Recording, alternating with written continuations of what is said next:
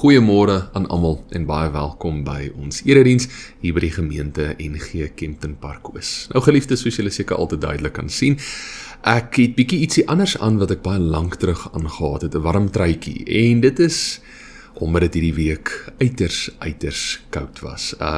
So geliefdes daar, van waar julle inskakel, ek weet nie wat julle omstandighede is, of julle binne in Suid-Afrika of buiteland is, maar ek hoop dat julle ook daarom die nodige komberse in so byderhand het, dat julle ook daarom nie te koud kry nie. Maar geliefdes, weet net so, ons dra elkeen van julle op aan die Here, en ons hoop ook so dat julle 'n geseënde week gehad het, en mag die res van die jaar vir julle ook besonders wees. Ek deel net graag van 'n afkondiging vir die van julle wat nou bietjie nader aan ons as gemeente is. Die 7de Junie gaan ons weer 'n braaigeleentheid hou. Baie mense het alweer na my toe uitgereik en gevra wanneer gaan ons weer so geleentheid hou. Die 7de Junie is die antwoord. So geliefdes, die van julle wat nou nog nie by so 'n geleentheid ingeskakel het nie, of nie by ons as gemeente inskakel, dit is basies waar ons na verloop van die erediens braaipakkies verkoop teen 'n baie billike prys, en dan ook die senior lidmate kry hulle pakkies verniet, en dan is dit 'n geleentheid waar ons by die kerk net lekker saam kan sit en kan kuier, 'n lekker stukkie vleis eet, en baie van die mense bring ook bykos by, of ietsie wat hulle kan deel met al die mense. So geliefdes, sit in julle kalender, die 7de Junie, as julle hier in die area is, kom woon asseblief die geleentheid by. Ons hemelvaartdiens en Pinksterdienste lê voor, en ek sal graag net die tye van hierdie verskeie dienste aan julle wil oordra. Ons hemelvaartdiens is hierdie komende donderdag aand, die 14de Mei, as ook hierdie komende donderdagoggend. Die oggenddiens sal om 10:00 wees, en die aanddiens sal om 6:30 wees.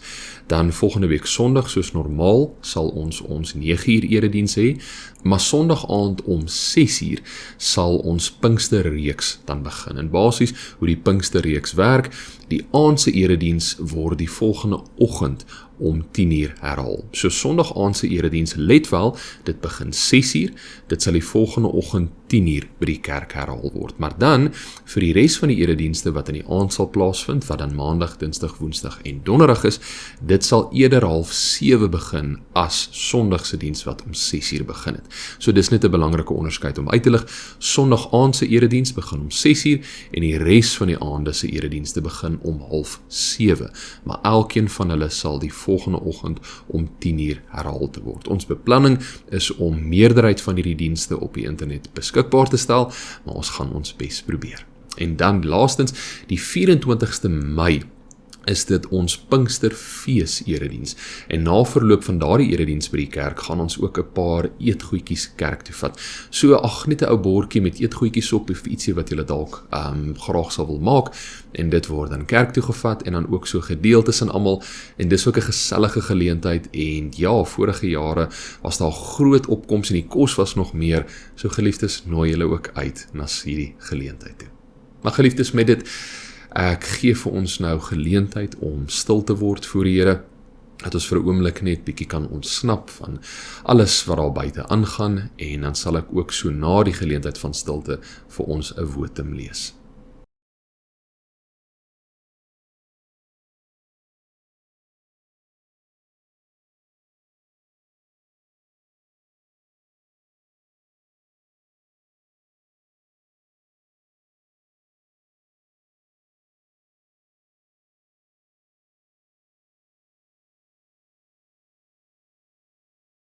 Almal wat hulle deur die Gees van God laat lei, is kinders van God. Die Gees wat aan julle gegee is, maak julle nie tot slawe nie, en laat julle nie weer in vrees lewe nie. Nee, julle het die Gees ontvang, wat julle tot kinders van God gemaak het, en wat ons tot God laat roep. Abba, dit beteken Vader. Amen. Geliefdes, genade en vrede in oorvloed aan elkeen van julle. Dit kom van God die Vader, Jesus Christus die Seun, en deur die wonderlike werking van God die Heilige Gees. Kom ons gebruik hierdie geleentheid om saam te bid. Here, dankie vir 'n geleentheid waar ons kan stil word, waar ons tot U kan nader, waar ons tot die beste van ons vermoë dit wat so ons moeg maak en besig hou, dat ons dit al is dit net vir die tydjie van hierdie erediens eenkant sal plaas en ons gedagtes op U sal rig. En Here, ons vra ook so, help ons in hierdie proses. Die lewe is besig en daar's soveel dinge wat ons weg van U afhou. Ons vra asseblief dat hierdie geleentheid wat ons het, daar waar ook al ons is, dat ons dit werklik aan U sal rig, dat ons op U sal fokus. En deur dit wat in U woord staan, Here, van U liefde en U genade, dat dit ons ook so sal dra. Want Here, baie kere het ons nodig om ons batterye by U te kom herlaai. En ons wil gereeld by U inskakel, maar dit is soms net so moeilik. So Here, ek vra asseblief vir elke liewe een wat inskakel, waar hierdie dalk 'n geleentheid mag wees om net weer by U ons krag te kom vernuwe. Here, druk ons vas, lei ons en versterk ons, dat ons so ook die volgende week kan invaar, waar ons weer kan terugkeer na die chaos, maar so met 'n nuwe opregtheid wat ons van U ontvang het. Here, dan wil ek ook so elkeen wat inskakel aan U opdra. Here, U weet beter as enige iemand wat in almal se harte aangaan. U weet van die swaar, van die benoudheid, van die angs vir dit wat dalk voorlê of vir dit wat besig is om te gebeur. Baie kere weet ons nie hoe om dit met U te deel nie, maar Here, ons weet die Gees wat binne ons woon, weet U wat presies so op ons harte druk. Enige iets en alles wat in ons lewens aangaan, Here, U is eerste wat daarvan weet. En ons wil U prys, Here, ons wil vir U dankie sê. Dankie dat al weet U wat in ons lewens aangaan en al sukkel ons hoe, dat U steeds by ons staan. Ons nooit alleen sal laat nie en sal versterk deur dit alles. Here, U woord getuig keer op keer op keer van die genade vir ons, U liefde. Dit wat ons nie verdien nie, maar steeds gee U dit vir ons. En daarvoor wil ons vir U werklik kom dankie sê. Maar ons vra ook, laat dit ons sal lei van ontvanger tot deelnemer. Dat ons daarop sal antwoord, iets daaromtrent sal doen. En Here, die verligting en die vertroosting wat ons by U ontvang, dat ons iemand anderste dalk ook sal kan help, door dieselfde verligting en die hoop wat U vir ons kom gee. Here, U sê dit al te duidelik in die woord, U het gesterf vir almal wie U hand aangryp. Help asseblief deur die leiding van die Gees, dat ons deel van hierdie plan sal wees. Here, laat ons U liefde en genade, al is dit maar net 'n gedeelte daarvan, bekend sal maak in hierdie gebroke wêreld. Want ek dink dit is al te duidelik, Here. Die wêreld het U meer as ooit nodig. Gebruik ons daar waar ons is, dat ons ook kan bydra tot U verlossingsboodskap en dat dit versprei sal word. Ons dankie, Here, ons loof U heilige naam en ek vra asseblief dat alles wat ons doen tot eer en verheerliking van U sal wees. Amen. Geliefdes, ons skriflesing vir vandag, let wel, daar gaan 'n paar gedeeltes wees waarna ons kyk, dit sal wel op die skerm verskyn, maar die hoofgedeelte waarop ons gaan fokus, kom uit 1 Johannes 5, van vers 1 tot en met 5, maar eers 'n bietjie later. Soos julle nou al seker al te goed teen hierdie tyd weet, ek is baie lief daarvoor om die liturgiese kalender te gebruik, tot baie van my preke. En die van julle wat dalk nou nie by ons as gemeente ingeskakel het, moenie bekommer nie, dit sal al te vinnig duideliker word. Maar vir vandag as inleiding, wil ek graag 'n kort opsomming gee van wat is die liturgiese kalender, en daarmee saam ook wat is die volgende tydperk of seisoen of hoogtepunt wat ons dan inbeweeg in hierdie liturgiese kalender. Elke jaar volg ons tradisionele kalender, wat bestaan uit 365 dae, 12 maande, 52 weke, julle ken die indeling al te goed. En ons noem hierdie die Gregorian calendar of die Gregoriaanse kalender. Die liturgiese kalender is soortgelyk, maar in plaas daarvan dat dit in maande en weke so opgedeel word, word dit eerder deur die lewe van Jesus Christus bepaal. As voorbeeld, een van die tydperke binne die liturgiese kalender is Kersfees, waar ons Jesus se geboorte herdenk. die lydenstyd, waar ons doelbewus op sy lyding fokus, as ook ons eie tekortkominge en ons eie sondige wese. Paasfees, wat die hoogtepunt van ons jaar is, waar ons Jesus se kruisdood, as ook sy opwekking herdenk en nog 'n hele paar ander. Die volgende hoogtepunt wat vir ons voorlê, dan binne hierdie liturgiese kalender, is Pinkster. En met Pinkster herdenk ons die uitstorting van die Heilige Gees. Baie kortliks, Jesus het vir sy disippels destyds gesê, maar hy gaan op 'n sekere stadium hulle moet verlaat, bedoelende hy gaan weer moet opvaar hemel toe, want dit waarvoor hy gestuur is, om God se verlossingsplan te voltooi, het hy gedoen. Maar hy het vir sy disippels gesê, hulle moet nie bekommer wees nie, hulle hoef nie bang te wees nie, want die Vader sal in sy plek vir hulle die Heilige Gees stuur. Baie belangrik, toe die Heilige Gees uitgestort was op alle gelowiges, het daar 'n groot skuif plaasgevind binne die groter Christendom. Basies enige iemand wie glo en daardeur die Heilige Gees ontvang het, is verander van ontvanger na gestuurde toe. 'n Ander manier hoe ons dit ook kan verwoord is, hulle het verander van passiewe toeskouers tot dit wat Jesus Christus gedoen het, tot aktiewe deelnemers tot die bevordering van sy koninkryk.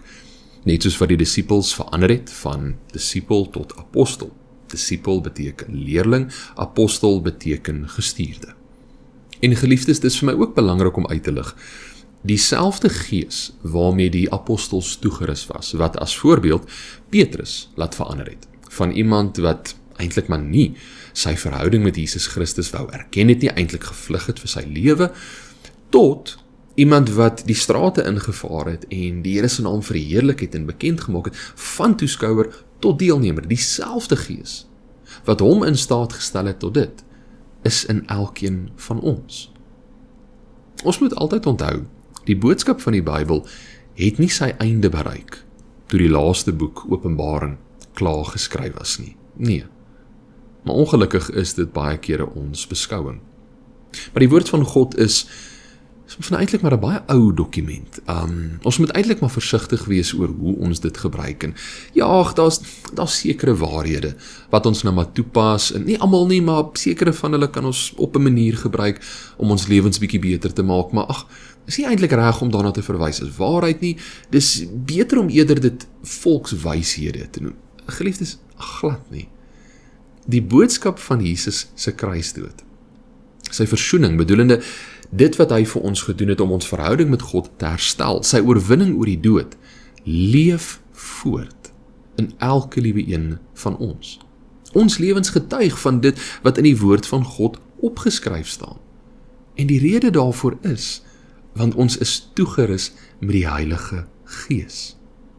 Deur die krag wat hy vir ons gun, deur die lyding, kan ons sy verhaal verder neem. Ons is nie afgesonder van die boodskap wat die Bybel oordra nie. Inteendeel, dit leef voort in elkeen van ons. So ja, Pinkster fokus op die uitstorting van die Heilige Gees.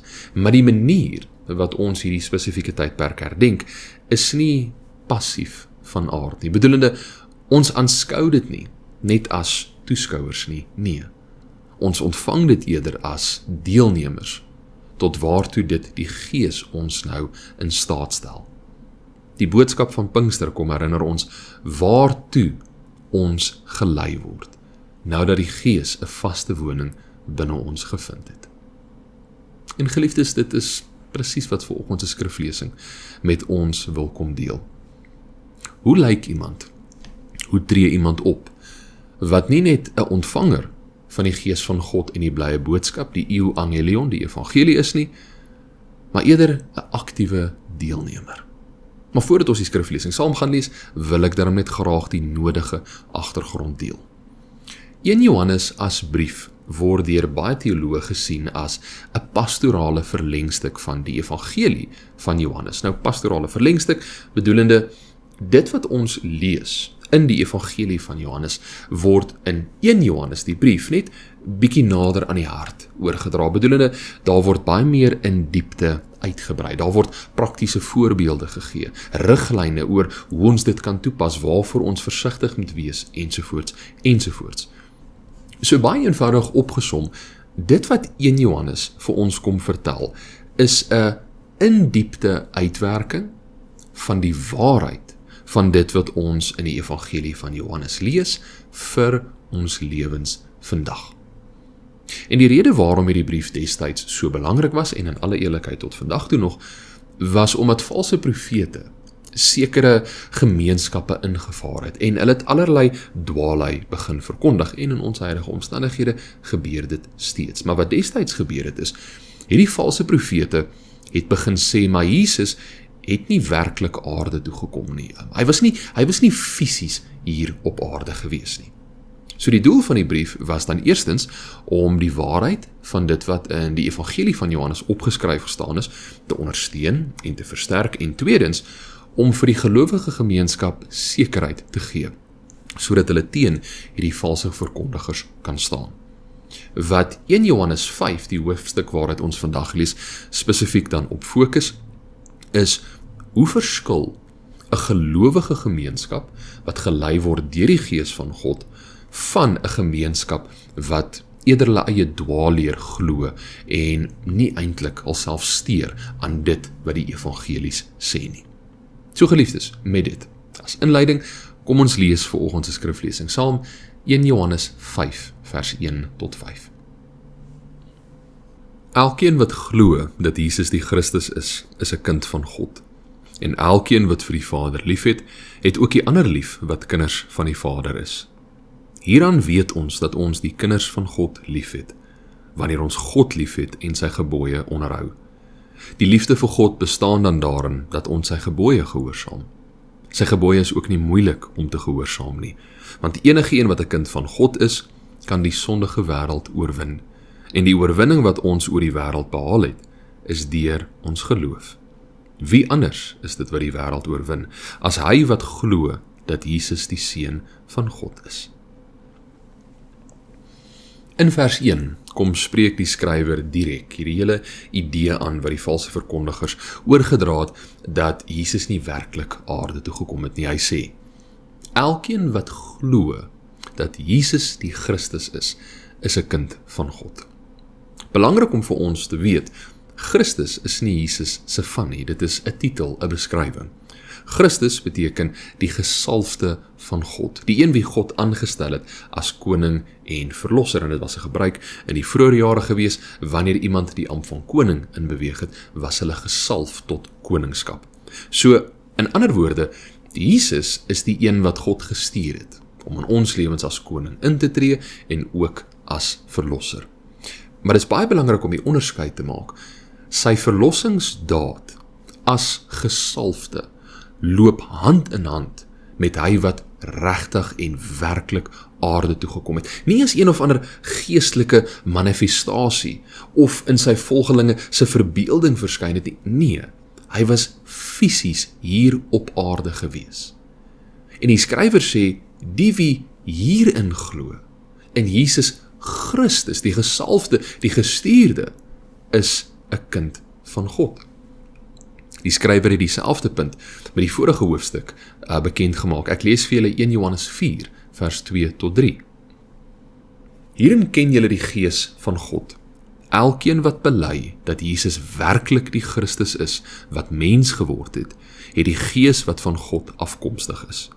En elkeen wat dit nie van Jesus bely nie, het nie die Gees wat van God afkomstig is nie. Hy het die Gees van die Antichrist, die Gees van wie julle gehoor het, dat hy kom en wat nou reeds in die wêreld is. Die skrywer gaan dan verder, die tweede gedeelte van vers 1, hy sê, en elkeen wat vir die Vader lief het ook die ander lief wat kinders van die Vader is. Wanneer die een glo dat Jesus die Christus is, spoel dit oor tot liefde vir die Vader, liefde vir God. Want dan weet ons, maar die rede waarom ons verlos is, die rede waarom iemand gestuur is deur die liefde en die genade van God, sodat ons nie verlore sal gaan nie. En wanneer ons dan lief word vir die Vader, vind daar 'n sekere skuif in ons harte en ons verhouding met God plaas. Ons liefde vir God spoel oor tot liefde vir ons mede-gelowiges. Dit kom praat van die punt wat ek vroeër gemaak het van toeskouer, die wat ontvang het, tot aktiewe deelnemer. Die liefde vloei ergens heen. Die volgende gedeelte, verse 2 tot 3a, dit sê die volgende. Hieraan weet ons dat ons die kinders van God liefhet, wanneer ons God liefhet en sy gebooie onderhou. Die liefde vir God bestaan dan daarin dat ons sy gebooie gehoorsaam. Ek wil vers 2 se begin graag net weer herhaal, maar deur dit 'n vraag te maak. Hoe weet ons dat ons die ander kinders van God liefhet?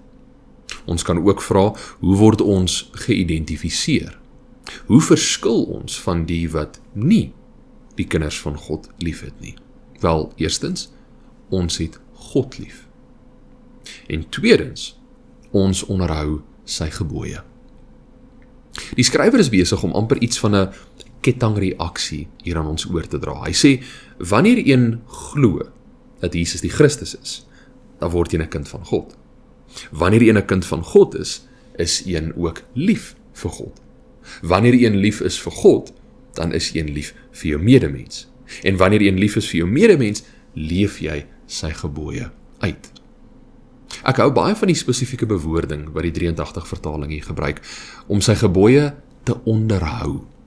Om iets te onderhou is 'n aaneenlopende gebeurtenis, 'n keuse wat ons daagliks en herhaaldeliks moet maak. Dit is nie iets eenmalig nie. Die vraag wat dan na vore kom, wat is God se gebooie? Wat is dit wat ons dan nou moet onderhou? Wel, as ons die woord gebooie hoor, dan dink ons outomaties aan die Ou Testament, die 10 gebooie, wat opgeskryf staan in Exodus 20. Geliefdes, ek moedig die van julle aan, wat het lanklaas gelees het, gaan lees dit gerus weer. Ek wil iets belangriks uitlig, rakende die 10 gebooie. Om die 10 gebooie as alleenlik wette of reëls te sien en te beskou, verhinder en beperk ons om die groter betekenis daarachter raak te sien. En daarmee saam, die spesifieke bewoording, wette en reëls, kom skep die idee dat as ons dit dan nie doen nie, gaan daar 'n vorm van straf wees of 'n vorm van betaling moet wees. Die beter bewoording daarvan, nader aan God se bedoeling en sy hart daarachter vir ons, sonder om enigsins die waarde en die erns daarvan te verminder, is gemeenskapsriglyne. Riglyne waar volgens die kinders van God moet leef. Eerstens, sodat God daardeur verheerlik kan word. Onthou, 'n baie groot tema in die Ou Testament en in die Nuwe Testament is, God is heilig, ons is heilig. Daarom moet ons as sy kinders leef, moet ons anders leef as die groter wêreld. So eerstens, die riglyne word gevolg om God se naam te verheerlik, maar tweedens, dat die gemeenskap daarvolgens kan baat. Geliefdes, 'n baie eenvoudige vraag. Ons gemeenskap vandag, enige gemeenskap in die wêreld vandag, hoe baie sal ons nie daarvan baat, as almal maar net die 10 gebooie onderhou nie?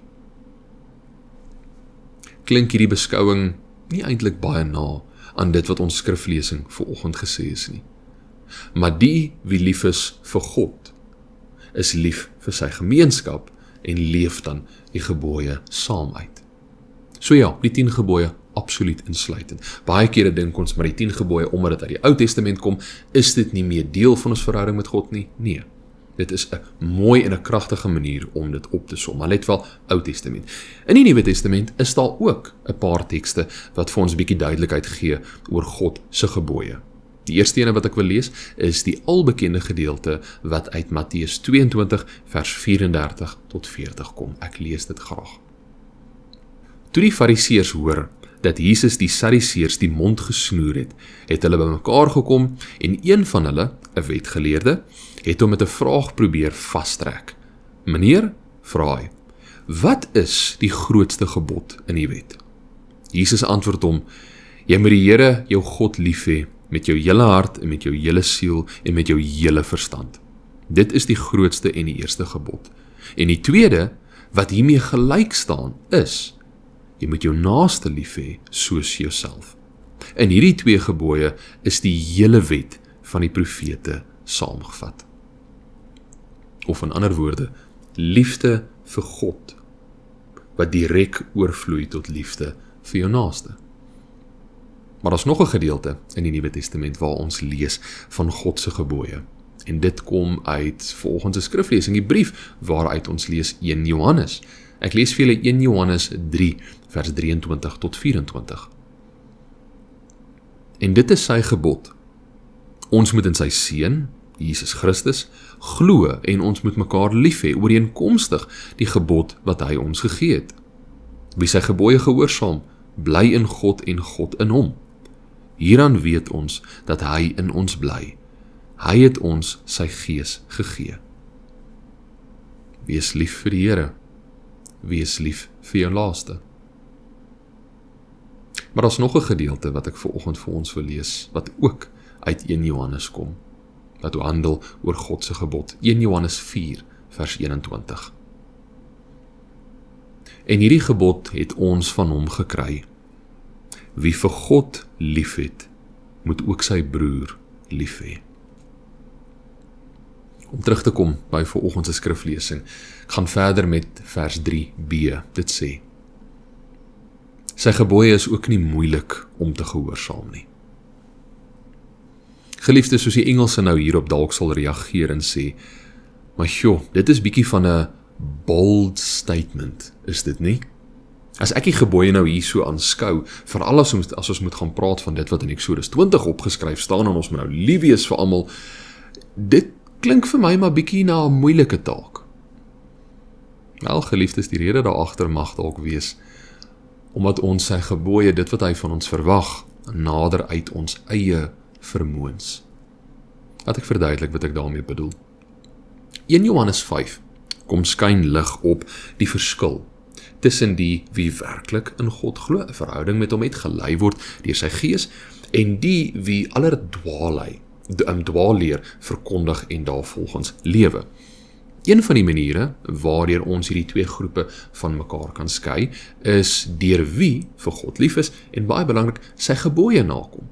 Die wie lief is vir die Vader, sal sy gebooie nakom. Die wie nie, sal nie enigsins sal self steur aan die gebooie nie. Daar het nog geen skuif of vernuwing plaasgevind hulle nie, want hulle het nog nie die gees van God ontvang nie. Of in ander woorde, hierdie hele kettingreaksie wat geloof in Jesus Christus en deur ons wat die gees ontvang begin, het nie plaasgevind nie. So as hulle dan na God se gebooie gaan kyk, en hulle kyk wat die Here van hulle verwag word, dan mag hulle die aksie baie maklik wees, maar ek kan hierdie nie eens doen nie, ek gaan nie eens moeite hieromtrent doen nie, want dit is eintlik amper onmoontlik. In eie vermoë is dit onmoontlik. Maar deur die gees wat die Here vir ons kom gee het, deur die gees wat ons kom toerus, is dit nou moontlik. Sal hy ons versterk en vir ons gee wat ons nodig het om dit wel te kan doen. Is dit nie presies waaroor Pinkster handel nie? Tot wat ons nou in staat is, deur sy gees wat in ons woon. Die laaste twee verse van vanoggend se skriflesing, verse 4 en 5, ek lees dit weer. Want enigeen wat 'n kind van God is, kan die sondige wêreld oorwin. En die oorwinning wat ons oor die wêreld behaal het, is deur ons geloof. Wie anders is dit wat die wêreld oorwin het, as hy wat glo dat Jesus die Seun van God is. Kortliks opgesom sê hierdie gedeelte, maar die wie uit God gebore is, vernuwe is deur God, of die gees van God nou huisves, het die wêreld oorwin. Maar baie belangrik, nie deur eie krag, deur eie verdienste, nee, deur geloof. En hierdie oorwinning word opgesom in een kernwaarheid, geloof in Jesus Christus, die gestuurde, die gesalfde, die een wat werklik hier op aarde was. Geliefdes, ek sluit af. Vandag se boodskap dien as voorbereiding tot Pinkster wat voorlê. Dat ons weer sal besin oor wat dit beteken om gevul en toegerus te wees met die gees van God.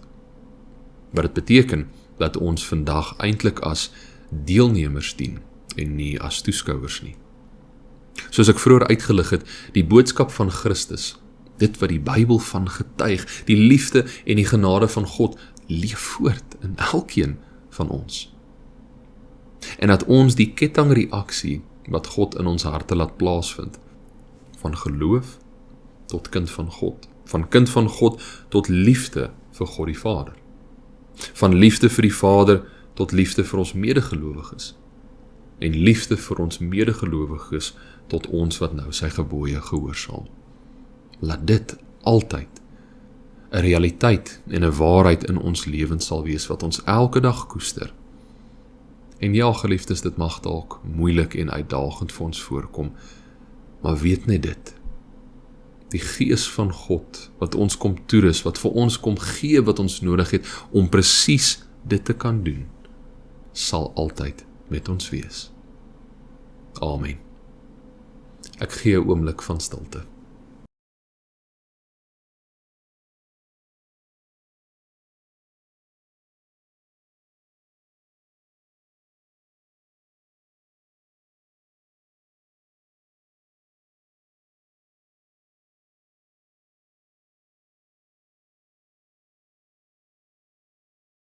Here, dankie dat ons weet, maar ons is nie alleen gelaat nie.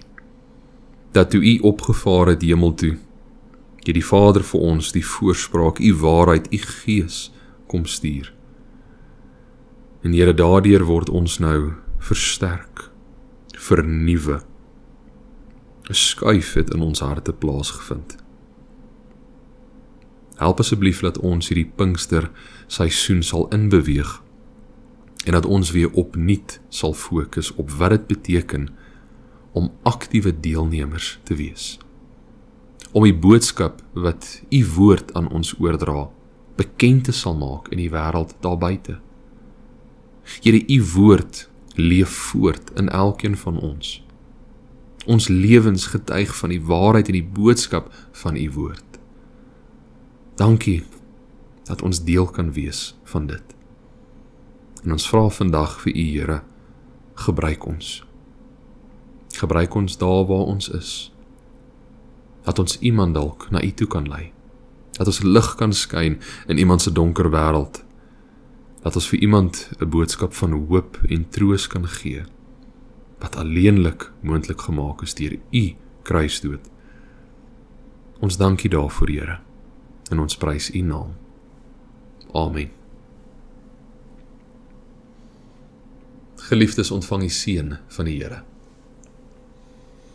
Die genade van ons Here Jesus Christus en die liefde van God ons Vader en die teenwoordigheid van die Heilige Gees wat ons lei, ons vernuwe en versterk, sal met elkeen van julle wees tot in lengte van dae. Amen.